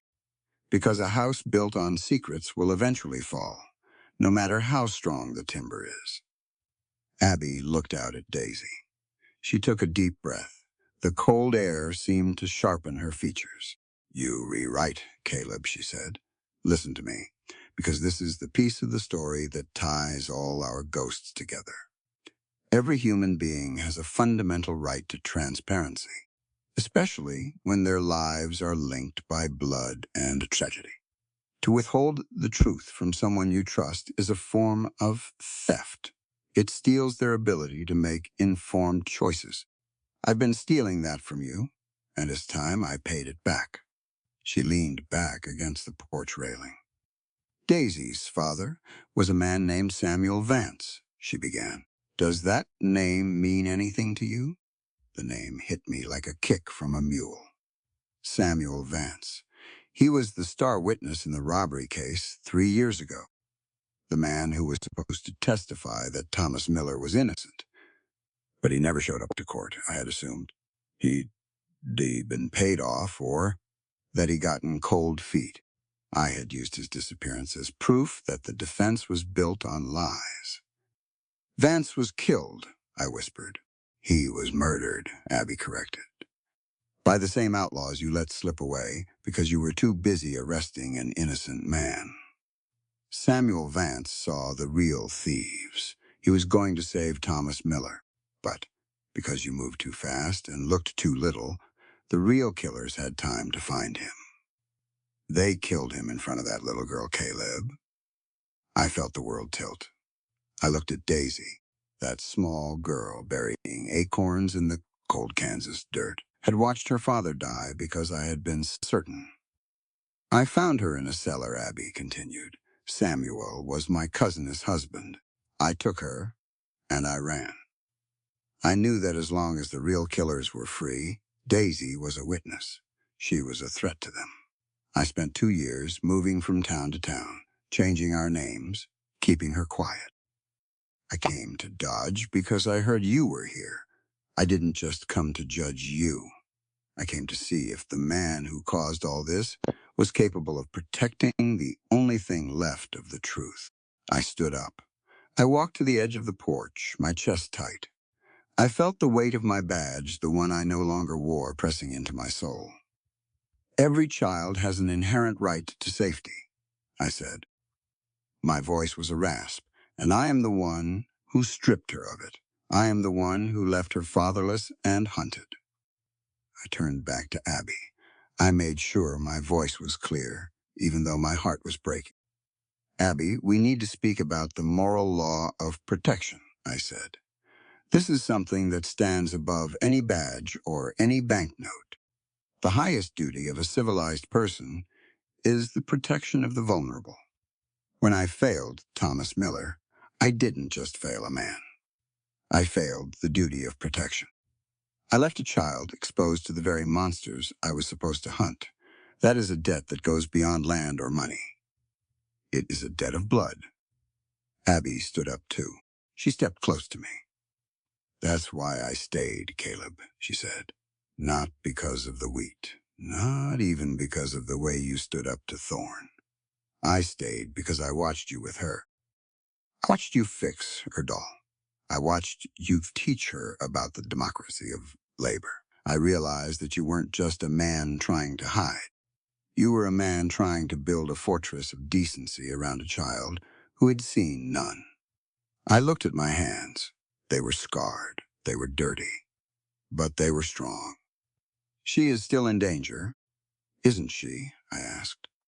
The men who killed Samuel Vance are still out there, Abby said. They are part of a gang that moves between the territories. They probably think she's dead. But if they ever see her, if they ever realize who she is, they won't, I said, because every human being has the right to a sanctuary, a place where the past cannot reach them. This ranch is no longer just a piece of ground, Abby. It is a fortress of human rights. And the primary right we are defending now is Daisy's right to a future without fear. I looked out at the horizon. The sun was pale, casting long, thin shadows over the frost. I realized then that my life hadn't been a series of accidents. It had been a slow, painful walk toward this moment. I had been a hunter so that I could learn how to be a guardian. Abby, I said, I want you to hear this plainly. Transparency and protection are the two pillars of a good life.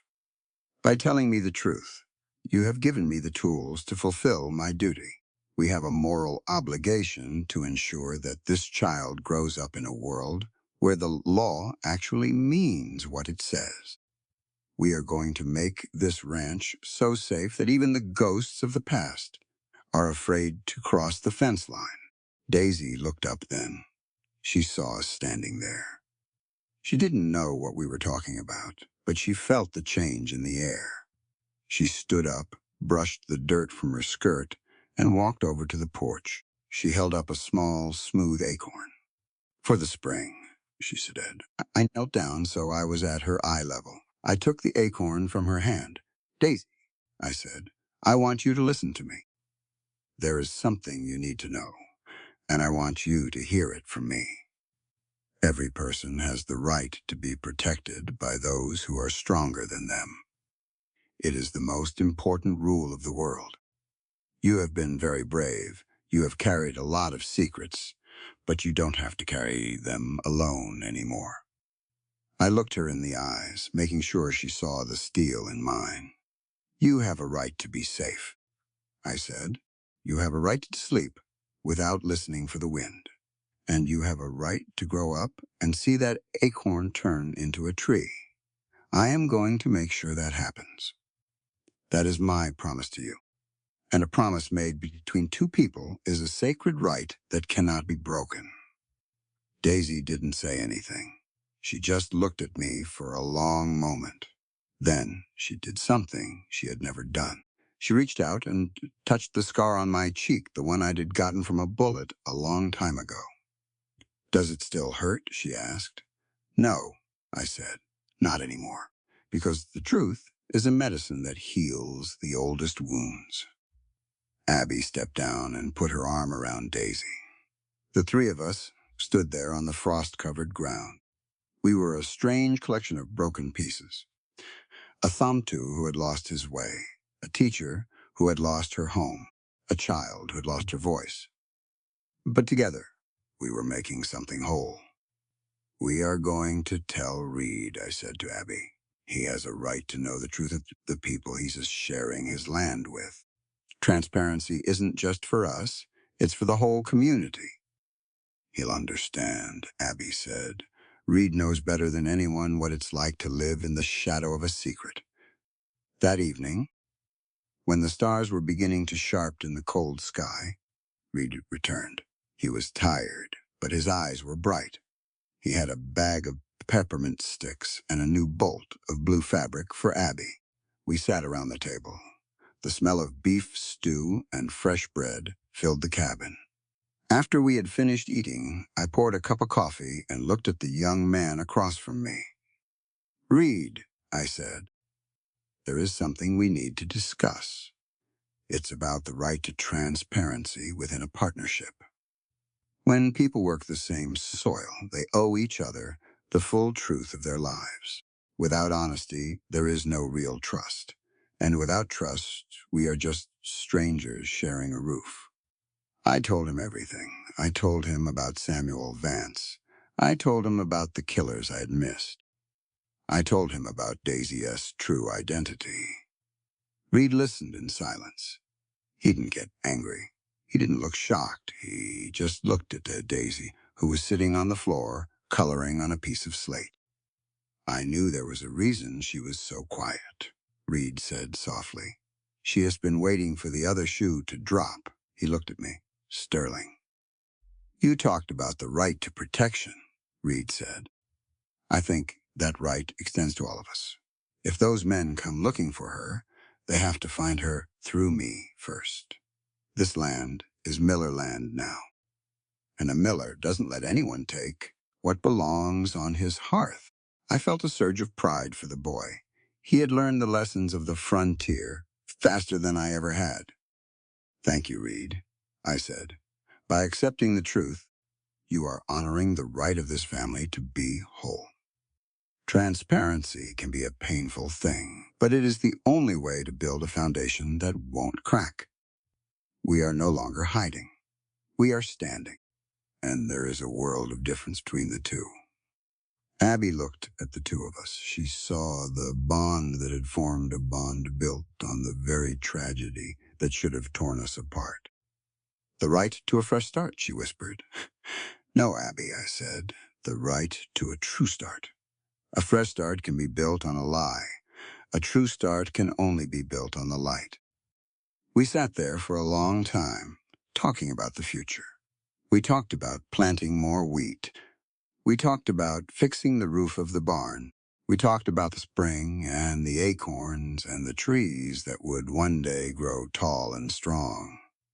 I realized then that the Cowboy-S reaction that had shaken the frontier was still happening. It wasn't just a single moment in a store or a standoff in a yard. It was the daily choice to live with honor. It was the decision to speak the truth even when it was hard. It was the commitment to protect those who couldn't protect themselves. That was the real frontier. Not the land, but the human heart. As the fire in the stove began to die down, I walked out onto the porch one last time. The Kansas night was vast and cold. The frost was thick on the ground, shining like diamonds in the moonlight. I looked at Stone. I thought about Elena and Jorge, the couple from 1851 who had left their rings in the dirt. I thought about Thomas Miller. I thought about Samuel Vance. Every person has a right to be remembered, I whispered into the wind, and every person has a right to be redeemed. I felt a presence beside me. It was Abby. She was wrapped in a woolen shawl. You thinking about the ghosts, Caleb? She asked. I am thinking about the living, Abby, I said. I've spent enough time with the dead. I want to see what happens next. She reached out and took my hand. Her grip was strong. What happens next is the spring, she said. The seeds are in the ground. The truth is in the air. We've done the work. We have, I said, and we've honored the rights of those who came before us. Now we get to live. We stood there together, looking out at the dark, beautiful Kansas night. We were no longer ghosts. We were no longer hunters. We were people who had found their place in the world. And as the wind moaned through the frost-covered wheat, it felt like the earth itself was nodding in agreement. Transparency, protection, truth, the three pillars of our new life. And I knew with a certainty that no badge could ever give me that we were finally standing on solid ground. I closed the door, shutting out the cold. Inside, the people I loved were safe, and that was the only right that mattered in the end. The weeks turned into months. The frost deepened into winter, and the ranch was buried under a blanket of white. We spent our days by the fire, Reed studying the farm ledgers, Abby teaching Daisy how to read, and me fixing the tools that would be needed when the snow melted. But we weren't just passing time. We were practicing the lessons we had learned. Daisy, Abby said one afternoon as they sat with a book. Why is it important that we tell the truth, even when it's scary? The girl looked up, her eyes thoughtful. Because everyone has a right to know what S, real. Abby smiled at me. That S, right. The right to transparency is the only thing that keeps the world from getting lost in the dark. I looked at Reed, who was nodding in agreement. And the right to protection? I asked. That means we take care of each other, Reed said, no matter what. We were a school of the heart. We were a community of the soul. And as the Kansas winter howled outside our windows, we were the warmest place on the frontier. The cowboy had reacted. The frontier had shaken. And in the aftermath, a family had grown. A family built on rights, a family built on love, a family that was finally truly home. The snow didn't just melt, it surrendered. One day the world was white and silent. The next, the Kansas mud was waking up, thick and black, and smelling of old promises. We didn't wait for the ground to dry. We were out there before the first robin arrived, boots sinking into the muck, hauling the plow. Reed was a natural. He had a way with the horses, a soft hand, and a steady voice. He didn't order the animals. He asked them. Watching him, I saw the man Thomas Miller should have been allowed to be. It was a living amends. Every row we turned was a piece of the past being buried to make room for something new. By the time the heat of July was baking the plains, the wheat was high.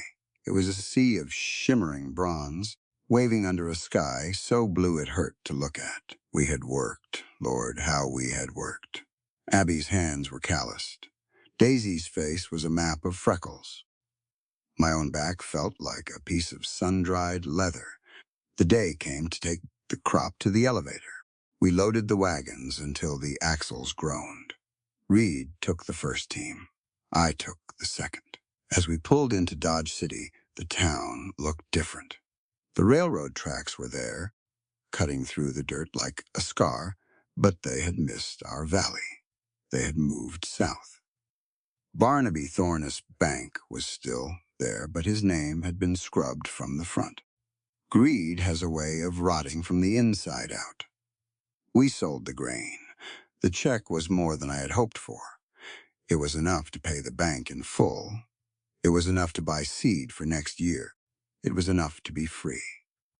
When we got back to the ranch, I called everyone together by the well. I held that check in my hand. It felt heavier than the silver dollar used to carry, as a thumb too. Reed, I said, this money is for the bank. But before I go to town to settle it, I want you all to hear why this moment matters. It isn't just about the debt. I looked at the young man, then at Abby and Daisy. Listen to me, I said. Every human being has a fundamental right to economic and moral self-determination. When we owe a debt, whether it's to a bank or to a ghost, we are not fully the masters of our own souls. By paying this off today, we are reclaiming the right to decide our own future. We are asserting that our labor has value and that our value cannot be dictated by those who hold our papers. I tapped the paper in my hand. Financial freedom is a pillar of human dignity, I continued. But moral freedom is the roof. Today, I am paying the bank so that Reed can own this land without a shadow. And I am paying my debt to the past so that I can look at this horizon and see a home, not a prison. Every person has a right to stand their own ground and say, I owe no man. That is the beginning of true citizenship. Reed looked at the check. He shook his head slowly. You be the one who did the work, Sterling. You and Abby. We did it together, I said. And we did it because every person has a right to a fair share of the fruit of their labor. That's the democracy of the harvest. We share the sweat, so we share the freedom. Later that evening, the sun was a dying ember on the edge of the world. I walked down to the creek alone. I carried a heavy hammer and a chisel. There was a large, flat tang-tang dhow by the water. It had sat there for 1,000 years, washed smooth by the Kansas floods. I knelt beside it. The water bubbled over the rocks, a quiet, rhythmic sound that matched the beat of my own heart. I started to work. Clink, clink, clink. I wasn't a stonesmason. The letters were rough. They were jagged, but they were deep. I carved a single word into the heart of that stone, chosen. I heard a footstep behind me. It was Abby. She was wrapped in her shawl, watching me in the twilight. She looked at the stone, then at me. Chosen, she whispered. Yes, I said. I stood up, wiping the stone dust from my knees. I want to tell you why I chose that word, Abby. Because it's just the lesson that ties everything we've done together. I took her hand. Her grip was warm. People think a family is something you reborn into, I said. And that's a fine thing. But there is a higher right, the right to voluntary association. Every human being has the right to choose who they call their kin. We were brought together by a tragedy and a mistake, but we stayed together by choice. That choice is what makes this a home. I looked out at the dark silhouette of the cabin. I have chosen this life, I said. I have chosen to be a guardian instead of a hunter. I have chosen to be a partner instead of a ghost. By carving this word, I am declaring that our bond is a matter of the will, not just the blood. The right to belong is a sacred thing, but the right to choose where you belong is the ultimate freedom. We aren't here because we have nowhere else to go. We are here because this is where we have decided to plant our hearts. Abby leaned her head against my shoulder. I chose you the day you picked up that doll, Caleb. I just didn't know it yet. The frontier is a hard place, Abby, I said. It tries to take your choices away. It tries to make you a victim of the wind and the rain. But as long as a man can stand up and say, I choose this, he is still a man. And as long as a woman can say, I choose you, she is a queen. That is the only law that truly matters out here. We stood by the creek until the stars were thick above us. The word chosen sat in the dark, a silent promise to the earth. I felt a peace I hadn't known in 44 years. The debt was paid, the past was buried, and for the first time I wasn't waiting for the other shoe to drop. I was standing on my own ground. I was home. Autumn came back to Kansas 1 year later. October 1879. The air was crisp and smelled of wood smoke. The ranch felt different now. It didn't feel like a struggle. It felt like an institution. There was a new coat of paint on the barn. The fences were tight. And there was a new sound, the sound of Daisy laughing as she chased a litter of hound pups across the yard. Reed was staying in the loft now, a man of property and respect. He was courting a girl from town, the daughter of the new blacksmith. He walked with his head up. He had taken his father's name and made it a blessing in Ford County instead of a curse. Abby and I were planning to expand the cabin. Daisy needed a room of her own. She wasn't the silent shadow anymore. She was a girl who read books out loud to the chickens and told the wind to behave itself. One afternoon, I was digging the foundation for the new room. The ground was hard, packed tight by years of prairie sun. I was about 2 feet down when the shovel hit something that didn't sound like a rock. It was a sharp, metallic clink. I cleared the dirt with my hands. I pulled up a small tin box. It was rusted shut, the metal pitted by time. I sat on the edge of the trench. Abby and Daisy came over, curious as always. I used my pocket knife to pry the lid open. Inside, wrapped in a piece of rotted silk, were 2 simple rings made of beaten copper. Beneath them was a scrap of parchment. The ink faded, but still readable. It was written in Spanish. "What does it say?" Daisy asked, her eyes wide. I looked at Abby. She had spent time in the Southwest before Nebraska. She took the paper and held it to the light. She read it slowly, translating as she went. Elena and Jorge, 1851. This land is our witness. We leave what we cannot carry, but we leave our love to the soil. The silence that followed was deep. We stood there, in the middle of our ranch, holding the ghosts of 2 people we had never met. "Listen to me, Daisy," I said. My voice was thick. "I want you to understand what this box is telling us. It's a lesson about the right to historical identity and the continuity of the human heart." I held up one of the copper rings. "We think we are the first ones to love this dirt," I said. "We think our struggle is the only one that ever happened here. But every human being has a right to be remembered." Elena and Jorge stood here 27 years ago. They had their own stands, their own standoffs, and their own dreams. They were pushed off this land by the tides of history, but they refused to be forgotten. I looked at Abby, then back to the girl. "The land is a witness," I said. "It holds the memory of everyone who ever tried to make a life here. We have a moral obligation to respect the history of the ground we walk on.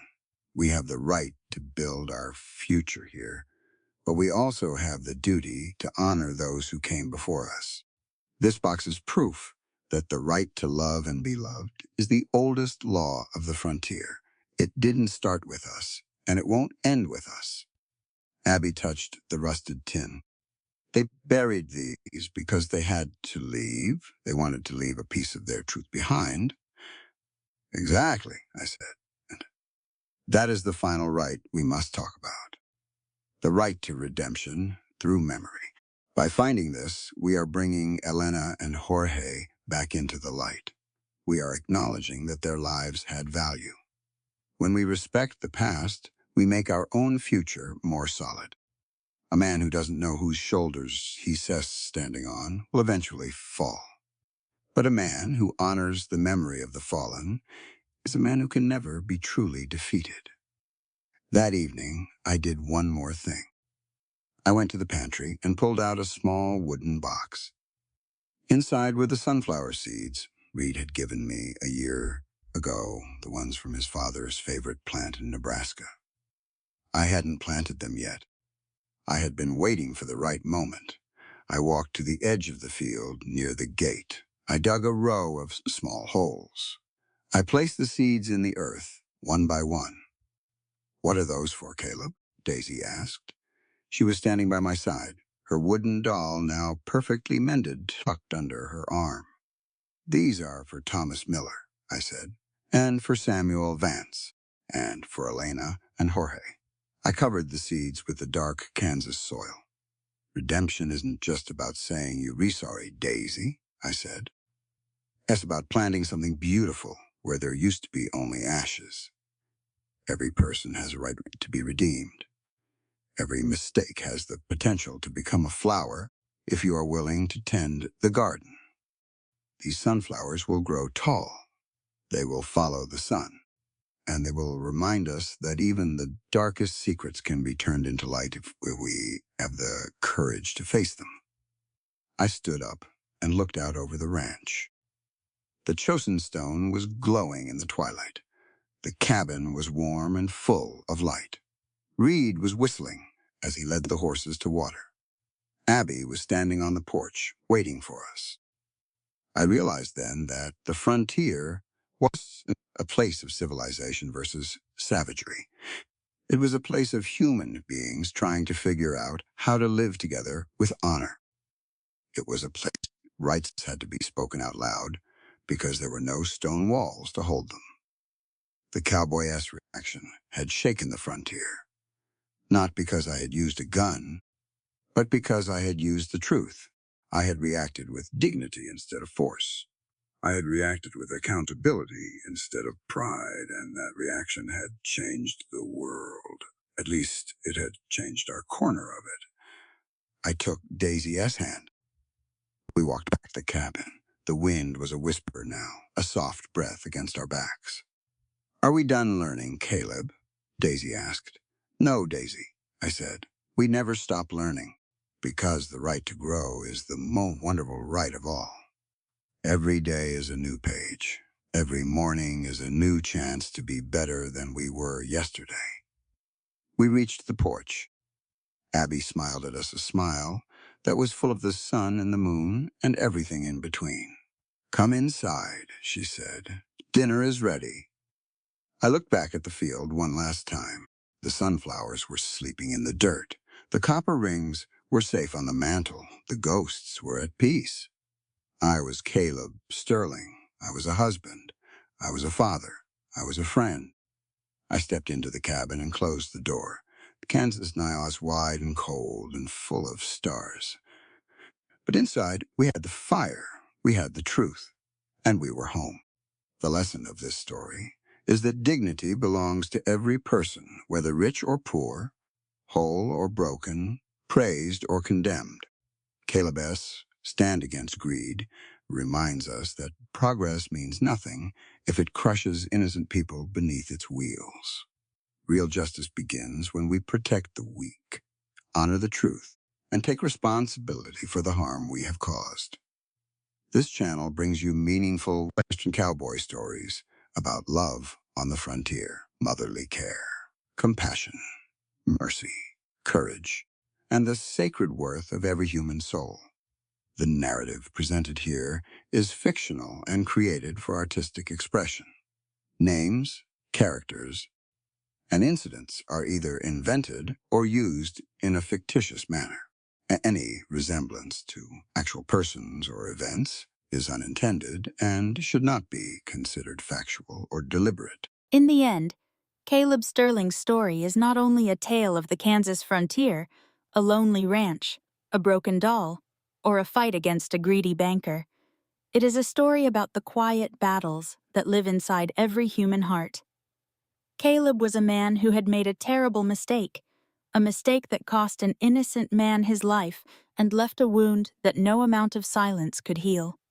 For years, he tried to hide from his guilt, believing that if he stayed alone, worked the land, and kept his head down, the past might finally stop calling his name.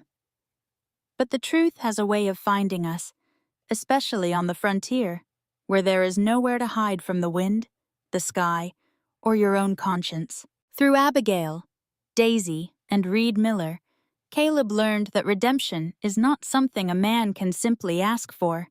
It is something he must live out, day after day, with humility, courage, and sacrifice.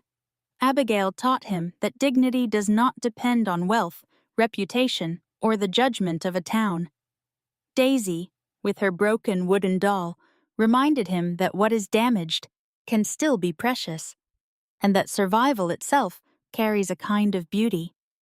Reed Miller showed him that justice is not revenge, but the painful and necessary act of restoring what was taken, acknowledging the truth, and choosing mercy without forgetting the wound. The meaning of this story is that every person has value, even when life has left them scarred. A broken past does not have to become a broken future. Caleb could never undo what happened to Thomas Miller, but he could choose to stop running. He could choose to protect the vulnerable, honor the truth, return what was owed, and become more than the worst thing he had ever done. That is the deeper lesson of this frontier tale. A person's worth is not measured by perfection, but by the courage to face the truth and do what is right when it costs something. This story also reminds us that family is not always born from blood. Sometimes family is built in the dust, in the storm, in the shared labor of saving a harvest, defending a home, and carrying one another's burdens. Caleb, Abigail, Daisy, and Reed became bound together not because life was easy, but because each of them chose compassion over bitterness, responsibility over pride, and love over fear. And perhaps that is the greatest message this story leaves behind. The world becomes kinder when people stop seeing one another as mistakes, burdens, strangers, or enemies, and begin seeing one another as human beings worthy of respect. Greed may build railroads, banks, and empires, but only mercy, truth, and love can build a home. So as we leave this Kansas ranch behind, let us remember Caleb Sterling not as a perfect man, but as a man who finally chose to stand in the light. His journey teaches us that redemption is possible, forgiveness is powerful, dignity belongs to everyone, and even the most wounded soul can still grow something good from the soil of regret.